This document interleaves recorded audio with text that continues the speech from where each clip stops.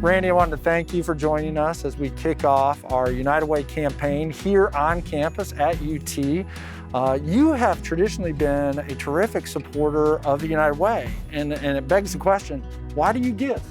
Well, as you say, I've been a big supporter of the United Way a long time. I was the campaign chair in 2014, so I've been invested for quite a while in my time and my money. But United Way is the best way to give back and reach the most people. One of the things that United Way does that I can't do for myself is find those agencies that I wouldn't otherwise know about. A place like the Agape Center, I wouldn't know about them if it wasn't for United Way. And second, they're better stewards of my money. Quite frankly, I don't usually follow up when I donate to make sure that every penny was spent wisely. United Way does that. And only United Way can get all those agencies to work together. I can't do that by myself. United Way is a great way to invest back in our community. So you've been in this position a little while now, and anytime you start a new role, there's a learning curve. So what lessons have you learned so far?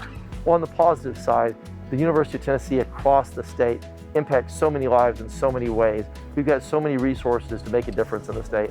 One of the big challenges is making sure all those resources are working together. Like any organization, It's easy to get siloed.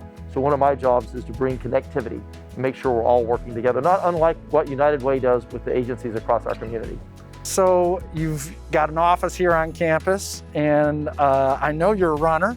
So I got to ask, what's your favorite part of campus, or maybe more broadly, what's your favorite part of Knoxville?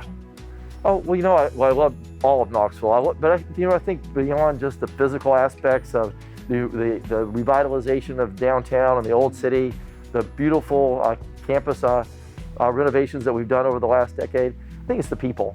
And the thing that I love about the people the most is our volunteer spirit.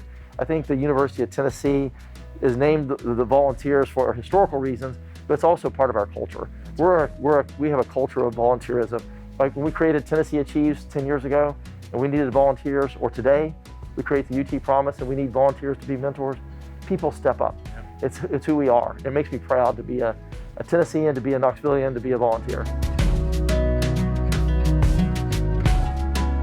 Well, Randy, UT was one of the first universities across the nation to adopt the Salesforce Philanthropy Cloud, which is an online giving tool and engagement mechanism that we can use to keep people, even in a remote atmosphere, continue to stay engaged. What are your thoughts about that online tool, that online giving mechanism, and what it means for our future? Well, I think anytime we can make it easier and more accessible for people to donate, we should. And the world is moving digitally. And the time of having people fill out paper forms and mail them in is past. And so people just naturally want to do that. And conveniently, United Way was very ahead of its time, or exactly right for its time. With the new COVID crisis, we're doing a whole lot less in person. So if we had known COVID was coming, we would have introduced the Salesforce platform. But fortunately, we did the right thing, yes. but it was very fortuitous. All right, couple fun questions. Yes, sir.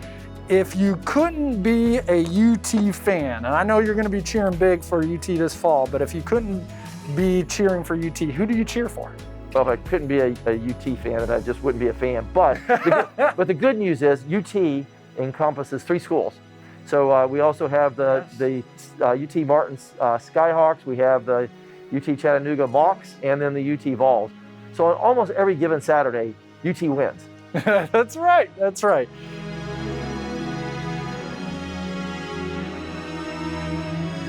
Going back to my comment about you being a runner, I understand you have a marathon coming up that's more unique than maybe some of the traditional marathons you've run.